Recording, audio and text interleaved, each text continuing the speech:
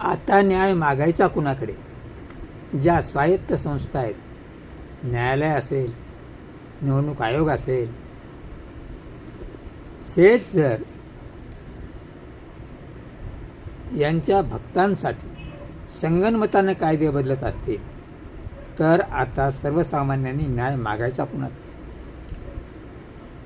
हरियाणा चंदीगडच्या कोर्टाने निकाल देऊन सुद्धा की सगळे पुरावे दाखवा आणि निवडणूक पारदर्शी पार पडली का नाही हे सर्वांना बघू द्या असं सांगितल्यानंतर तातडीने मोदी भक्तांनी आणि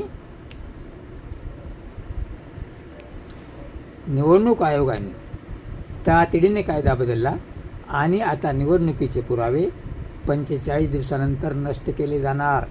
ज्यांना निवडणुकीला आव्हान द्यायचं आहे त्यांनी 45 दिवसाच्या आत दिलं पाहिजे, नसता पुरावे नष्ट होणार. पहा किती गळचिपी, किती मुस्कटदाबी, किती घटनाद्रोही. आता न्याय कुणाकडे मागायचा? जी स्वायत्त संस्था निवडणूक आयोगच जर भाजपाच्या बाजूनं असेल तर विरोधी पक्षाचं काय खरं आहे? आणि जनतेनं मतदान करून तरी काय होणार आहे? तुमचं मत ज्याला दिले त्याला जाणारच नसेल आणि ते पडताळून पाहण्याचा अधिकारही आपण गमावून बसणार असू तर यापुढे हुकुमशाही असलेली अतिशय चांगली असं म्हणावं बस.